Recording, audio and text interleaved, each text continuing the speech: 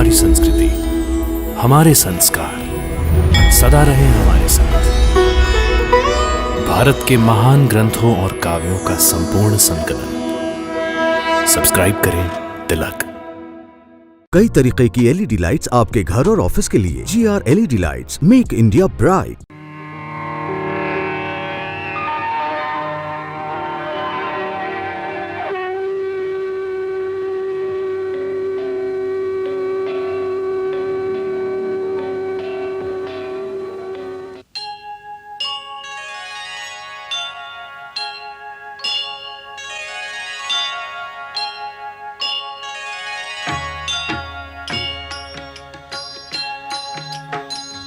सीताराम चरित अति पावन, मधुर सरस अरु अति मन भावन।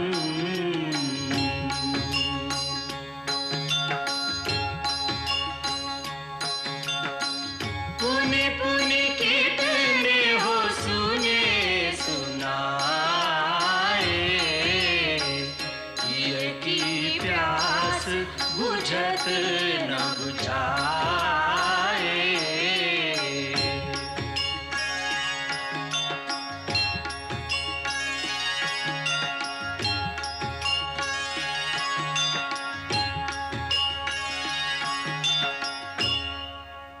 यदि यही बात है तो हमारे होते हुए तुम अपने आप को निस्सहाय मत समझो। अंगद, तुम हमारे पुत्र समान हो। हम तुम्हें तुम्हारा राज्य वापस दिलाएंगे। तुम्हारे पिता की गद्दी पर तुम्हारा ही अधिकार है। तुम अपने आप को विवश मत समझो। अपने हृदय में प्रतिशोध की ज्वाला को बुझने मत दो। तुम राम के विश्वसनीय हो। उसका लाभ उठाकर अकेले में चुपचाप उसका वध करके अपने पिता की हत्या का बदला ले लो। यही एक वीर पुत्र का कर्तव्य है।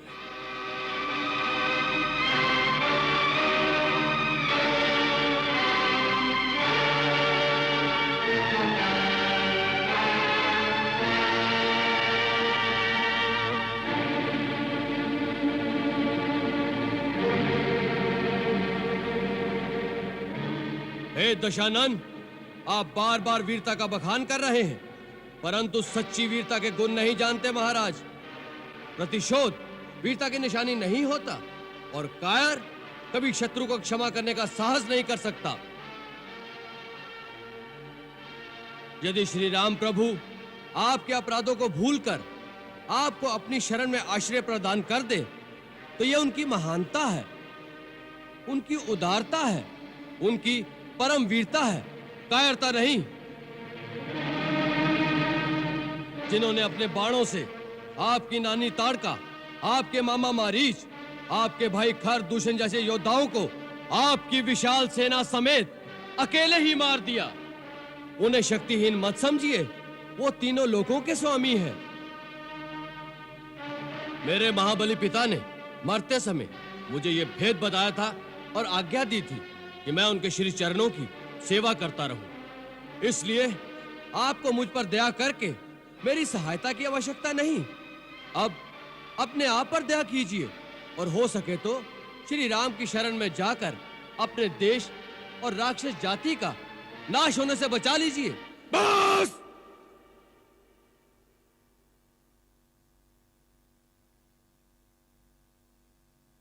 बहुत हो चुका ये प्रलाप। मतिमंद, तूने रावण की शक्तियों को नहीं पहचाना। हमारा हाथ खड़क की ओर जाता है तो आकाश में लोकपाल भय से कांपने लगते हैं। जिन भुजाओं ने स्वयं कैलाश को उठा लिया था, उन भुजाओं के फड़कने मात्र से देवता, गांधर्व और नक्षत्र भी भय से सांस रोक लेते हैं। तुम्हारी सेना में ऐसा एक योद्धा तो बताओ जिसके साथ युद्ध करने में रावण को आनंद मिले। आपने सत्य कहा, हमारी सेना में ऐसा कोई नहीं जो आपसे लड़ने में शोभा पाए। नीति कहती है कि प्रीति और बैर बराबर वालों से ही करना उचित है। आप जैसा पापी, कामी, स्त्री लोलुप जो छुपकर धोखे से पराई स्त्री को चुराता फिरे, ऐसे नीच के साथ युद्ध करके किसकी शोभा बढ़ेगी? सावधान अंगद,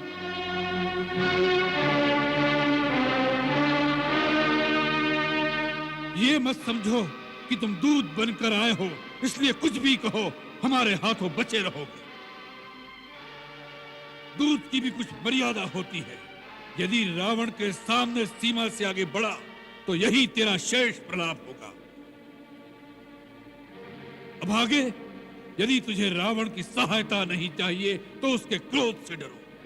रावण रावण कितनी बार इस नाम को दोहराएंगे महाराज? मैं ये जानना चाहता हूँ कि जगत में कितने रावण हैं। मैंने कितने ही रावणों के नाम अपने कानों से सुन रखे हैं। महाराज, इनमें से आप कौन से रावण हैं? एक रावण तो मैंने सुना है कि वो राजा बाली को जीतने पाताल में गया था। वहां बच्चों ने उसे घुड़साल में बांधकर बहुत पीटा था। तब बाली ने ही उसे दया करके छुड़वा दिया। और एक रावण के विषय में मैंने सुना है कि सहस्त्रबाहु ने एक जंतु की भांति कीड़ा समझकर पकड़ लिया था। तब पुलस्त मुनि ने उसे छुड़वा लिया था। एक और रावण की बात कहने में संकोच लगता है, क्योंकि कहते हैं मेरे पिताश्री उसे अपनी काख में दबाकर अपनी पूजा करते रहे।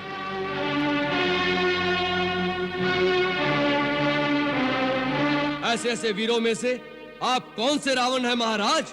मूर्ख, हम वही बलवान रावण हैं जिनकी भुजाओं की लीला कैलाश पर्वत जानता है।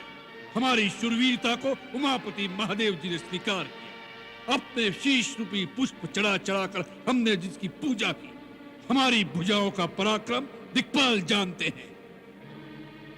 हमारी छाती की कठोरता को दशों दिशाओं के हाथी जानते हैं। उन दिग्गजों के दांत इस छाती से टकरा टकरा कर टूट गए। हम वही जग प्रसिद्ध प्रतापी रावण हैं जिसके चलने से पृथ्वी इस प्रकार डोलती है जैसे नाव में कोई हाथी सवार हो जाए। उस रावण के सामने तू उस मनुष्य राम की बात करता है। शठ, वानरों की सहायता से उसने समुद्र पर सेतु बांध लिया। यही उसकी प्रभुता है। समुद्र को तो पक्षी भी लांग लेते हैं, उससे वे सभी शूरवीर नहीं हो जाते। यदि तेरा स्वामी ऐसा ही योद्धा है तो दूत किस लिए भेजता है? शत्रु से संधि करते उसे लाज नहीं आती? महाराज, लज्जा तो केवल आपका ही गुण है। इसी लज्जा के मारे आप बार बार अपने गुण गाते नहीं थकते। हे लंकेश, राम ने डरकर मुझे एक दूत बनाकर संधि करने नहीं भेजा। श्री रघुवीर ने यह सोचकर भेजा है कि सियार को मारने से शेर की शोभा नहीं होती। इस कारण वो तुम पर दया करना चाहते हैं, परंतु तुम दया के पात्र नहीं हो। अब श्री राम की अंतिम चेतावनी तुम्हें सुनाता हूं। उन्होंने कहा है कि मैं तुम्हारे अपराधों का दंड देने लंका के द्वार पर आ गया हूं। ब्रह्मा के वर के कारण तुम्हें जो अभिमान है उसके नष्ट होने का अब समय आ गया है। राक्षस अधम, यदि तुम सीता को लेकर मेरी शरण में नहीं आए तो मैं इस पृथ्वी को राक्षसहीन कर दूंगा। जिस बल के भरोसे तुमने छल से सीता का हरण किया है, उस बल को आज युद्ध भूमि में दिखाओ। मैं मंत्री, पुत्र और बंधु बंधुओं सहित तुम्हारा वध करूंगा, क्योंकि तुम्हारे मारे जाने से तीनों लोक निश्चित हो जाएंगे। इस रावण रूपी जहाज के डूबने का समय आ गया है। अब भी समय है। जिसे श्री राम की शरण में आना हो वो आ जाए। वानर!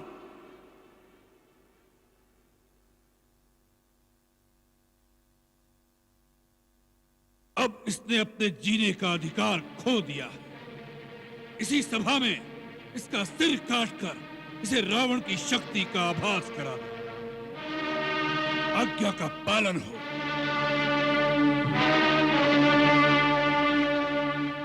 ठहरो महाराज, ये बेचारे आपकी शक्ति मुझे क्या दिखाएंगे? मैं आपको अपनी शक्ति दिखाता हूं। जय श्री राम, जय श्री राम।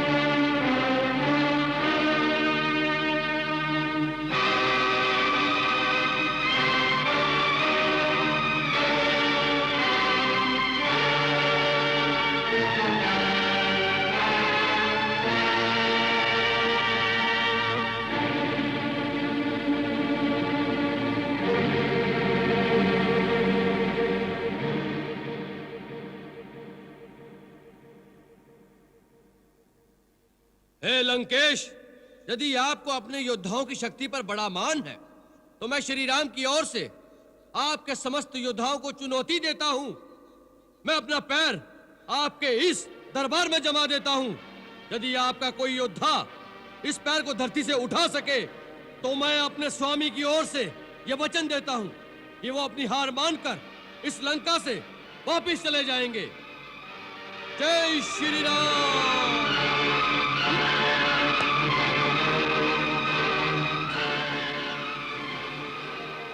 समुझ प्रताप राम कपि को सभा माझ पन करि पद रोपा।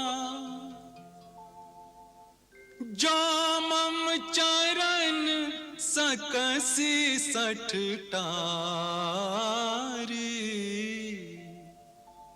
फिरहि राम सीता मैं हारी।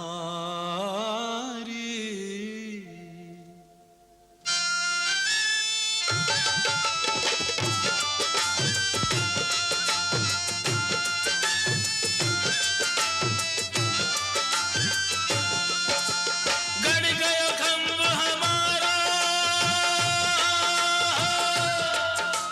गड़ गयो खंभ हमारा। हिम्मत हो तो याहे उखारो, अंगद बीच सभा में ठारो। बोले राम जी की जय। अंगद बीच सभा में ठारो, बोले राम जी की जय। पैर पकड़कर इस बंदर को धरती में पछाड़ दो।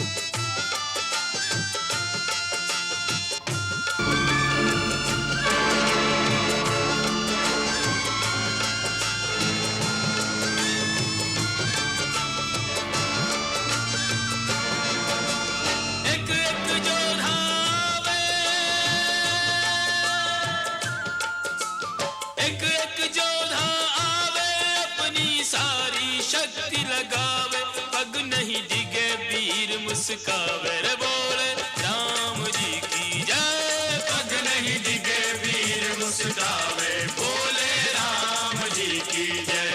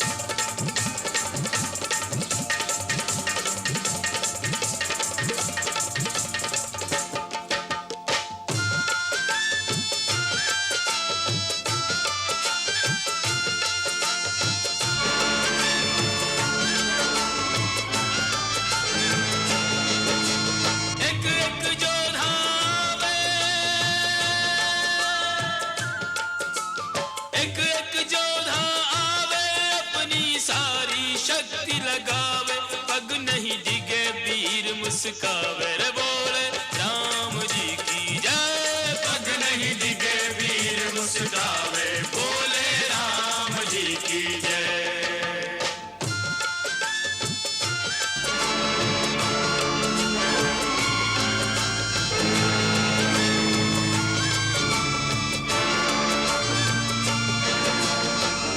इंद्रजीत आदिक बलवाना, हर्ष उठे जही तेही भटनाना। सत नहीं डोले जैसे सतवंती नारी को, मन नहीं डिगे जैसे साधु ब्रह्मचारी को। अटल विश्वास जैसे प्रभु के पुजारी को, पग है अटल यो अंगद बलधारी को।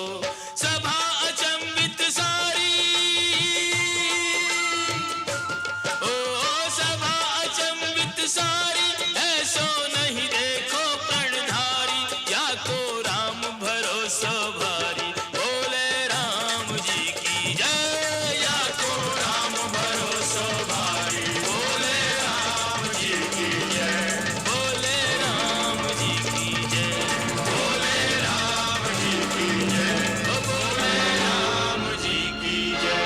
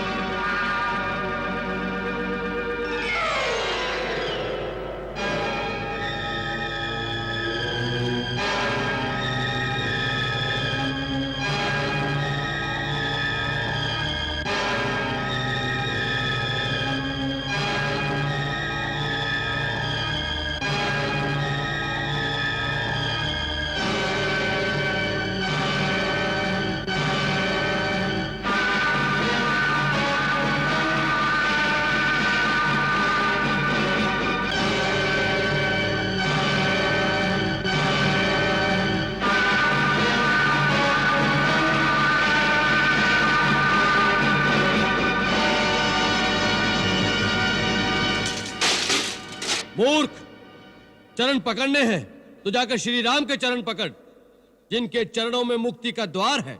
मेरा पैर क्यों पकड़ता है? मेरी चुनौती आपके योद्धाओं को थी, आपको नहीं। आपको तो मैं फिर यही कहूंगा, श्री राम के चरण पकड़ लीजिए तो आपका कल्याण हो जाएगा। मैं कल सूर्योदय तक का समय देता हूं, उसके पश्चात लंका पर चढ़ाई कर दी जाएगी।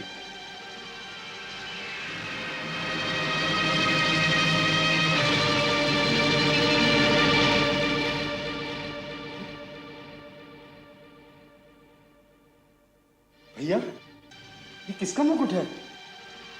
ये तो महाराज रावण का मुकुट है। रावण का? जी। इंद्रजीत, पकड़ लो इसे। जाने ना पाए।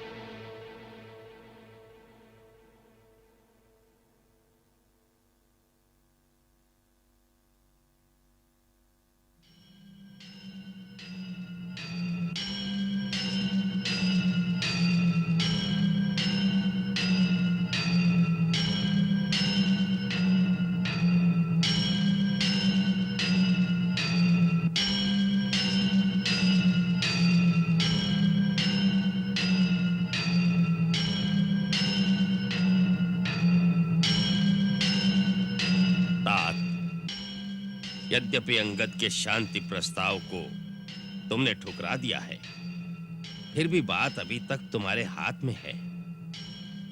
एक रात में तुम होनी को बदल सकते हो, विप्लव का मुख मोड़ सकते हो। विप्लव? कैसा विप्लव? कहां मच गया विप्लव? जिस रक्तपात की तुम तैयारी कर रहे हो वो विप्लव नहीं तो और क्या है? यह तो वीरों की रण क्रीड़ा है नाना जी। एक युग से असुरों के घर में पड़े अस्त्र शस्त्र जंग खा रहे थे, इसी बहाने उन पर धार रखकर पैने करने का अवसर आ गया है। खर दूषण के साथ एक हाथ से 14 सहस्त्र असुर योद्धा रण की बलि चढ़ गए, उससे तुम्हारी रण पिपासा पूरी नहीं हुई लंकेश। उसी का प्रतिशोध लेने के लिए तो रणचंडी हमारा आवाहन कर रही है। वत्स, इतने विद्वान गुण निधान होकर ये कैसी बचकानी बातें कर रहे हो? तनिक विचार करो। संधि का प्रस्ताव शत्रु पक्ष की ओर से आया है। संधि की शर्त पर विचार नहीं कर रहे नाना जी। सम्मान के साथ सीता लौटा दूं तो उसमें हानि क्या है मेरे लाल? हानि? हानि ही हानि है। आकाश में फहराते रावण के झंडे धज्जियां बनकर धूल में मिल जाएंगे।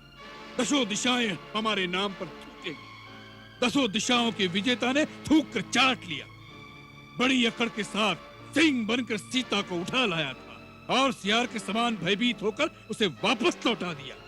इस प्रस्ताव को मानना ही हमारी पराजय है नाना जी।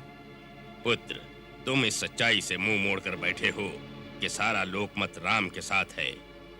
देवता, नाग, गंधर्व, ऋषि मुनि, यहाँ तक कि जिन ब्रह्मा और शिव शंकर के वरदान पर अभिमान कर रहे हो, वो भी तुम्हारे कार्य को अधर्म मानकर राम की विजय की ही कामना कर रहे हैं। तुम दिग्विजयी हो, परंतु दिग दिगंत में तुम्हारा हित चाहने वाला कोई नहीं है लंकेश। वत्स, भगवान ब्रह्मा ने देव और दानव ये दो ही पक्ष बनाए हैं। देवताओं का बल है धर्म और दानवों का पक्ष अधर्म, परंतु अंत में विजय धर्म की ही होती है। आपने दिग्विजय के लिए सब लोकों में धर्म का नाश किया है और अधर्म को बढ़ाया है। अब वही अधर्म सर्प बनकर हमें डसना चाहता है। उधर ऋषियों और देवताओं का धर्म उनके पक्ष की वृद्धि कर रहा है। यदि यह युद्ध हुआ तो विजय उनकी ही होगी। उन तुच्छ वानर और मानवों की विजय होगी। नाना जी, आपको यह मतिभ्रम कैसे हो गया? जिन्हें तुच्छ वानर समझ रहे हो, उनमें कितने देवताओं के गुप्त अंश हैं, ये आप नहीं जानते। उनकी सेना में श्वेत और ज्योतिर्मुख भगवान सूर्य के पुत्र हैं।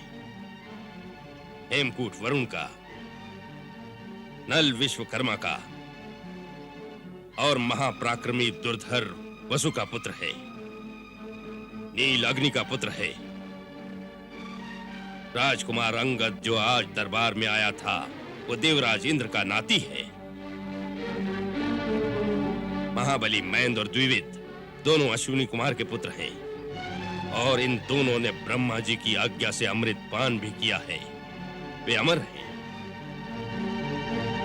ऋक्षराज जामवंत, जिसे आप बूढ़ा समझते हो, वो ब्रह्मा का पुत्र बहुत शांत दिखता है, परंतु उसकी चोट बड़ी असह्य होती है।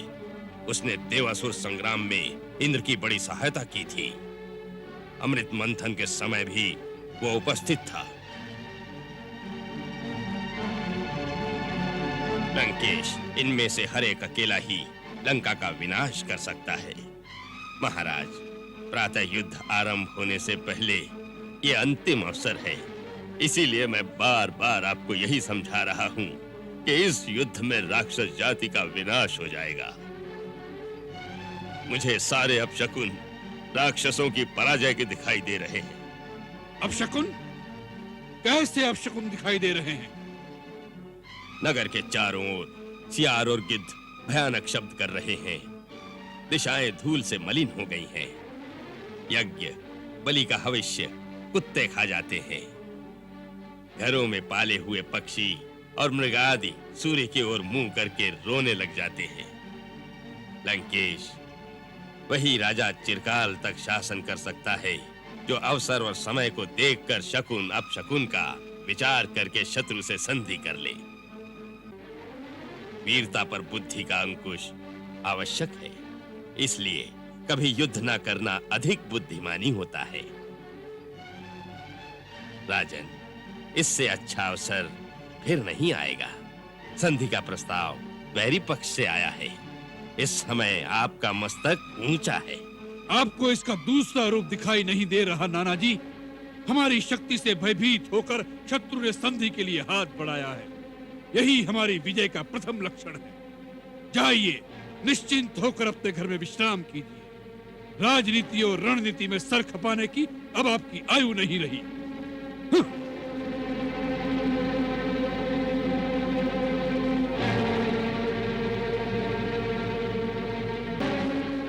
अच्छा हो तव्यता बलियसी।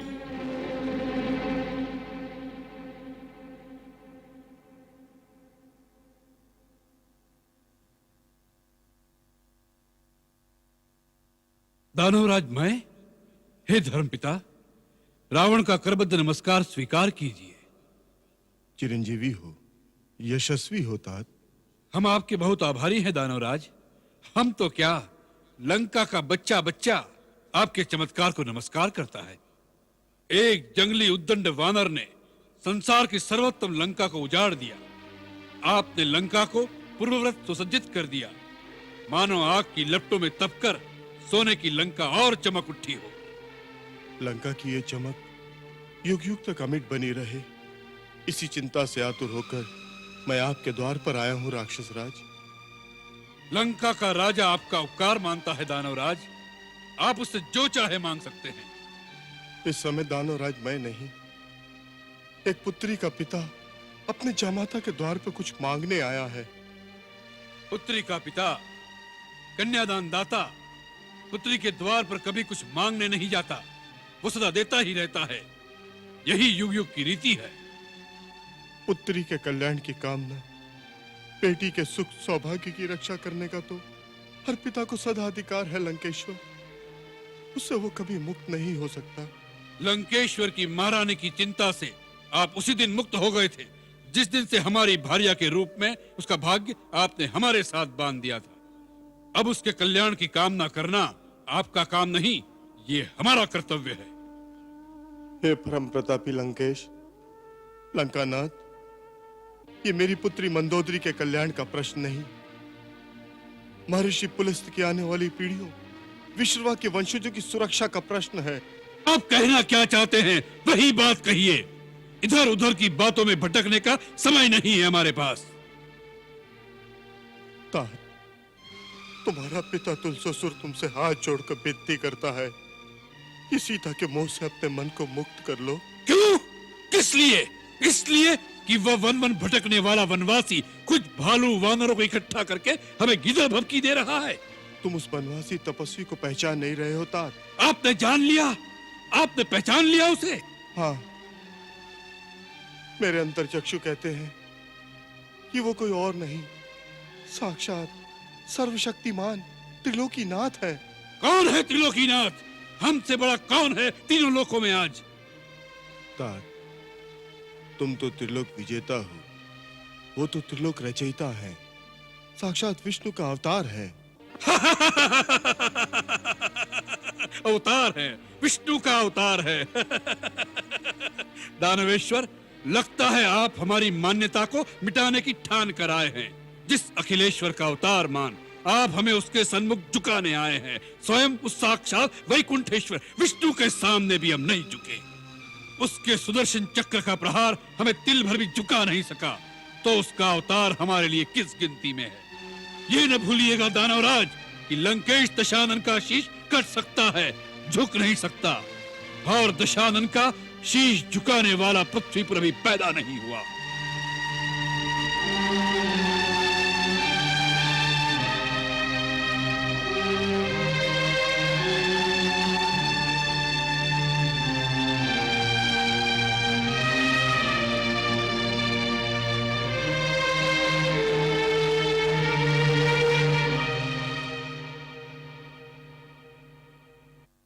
बेटे, मेरे लाल, तप करने जाने से पूर्व कहे हुए तुम्हारे पूज्य पिता के वचन मेरे कानों में गूंज रहे हैं।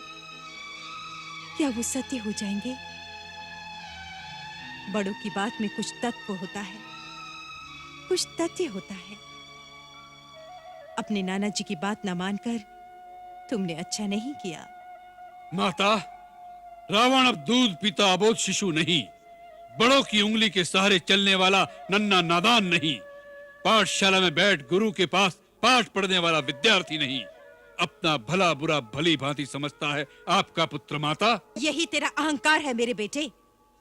माता, आपने हमें जन्म अवश्य दिया है, परंतु हमारे जीवन के निर्माता हम स्वयं हैं। स्वयं भू है रावण, एको हम द्वितीयो नास्ति, न भूतो न भविष्यति। हम हमारा भूत भविष्य वर्तमान स्वयं बनाएंगे। आपको हमारी चिंता करने की कोई आवश्यकता नहीं माता।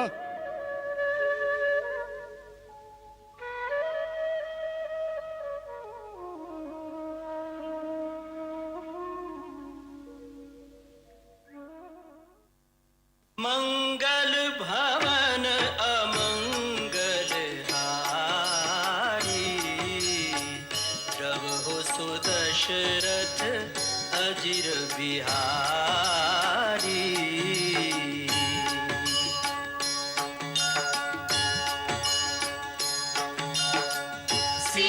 सीताराम चरित अति पावन, मधुर सरस अरु अति मन भावन।